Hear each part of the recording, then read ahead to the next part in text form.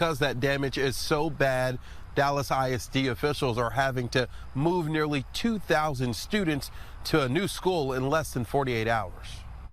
Just thinking that when we heard the sirens, we took the dogs, we ran into the bathroom, we sat there for a couple of minutes, not knowing that all of this was going on around us. This is just unbelievable. Sunday night's EF3 tornado bending and breaking multiple structures in its path. I don't know how they're going to do it. I'm sure they have a contingency plan of when this happens, but I don't know where all these kids are going to go for, who knows, for months or at least a few weeks. Making parts of 3 Dallas ISD schools not recognizable. There are some kids that are going to be traumatized by how that building looks right now. Dallas ISD Superintendent Michael Hinojosa faced with an unusual challenge, moving nearly 2,000 students to backup locations for the foreseeable future. This is going to be very inconvenient for these families.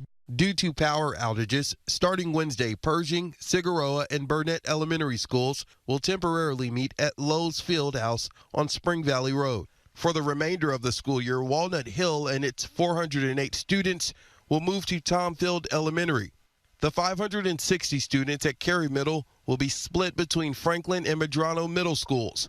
Lastly, the 1,800 students at Thomas Jefferson High will move to the recently closed Thomas Edison Middle School. There are no cost estimates yet, but Hinojosa says the district has $600 million saved. We haven't spent it. We've got it set aside for a rainy day, and obviously this was much more than a rainy day, and it kind of shook us to our core. But the fortunate thing is that we have resources that are currently available. We don't have to ask another agency or another entity for money. As for transportation, district leaders say they are planning central locations for buses to take students to their respective new schools for the remainder of the year.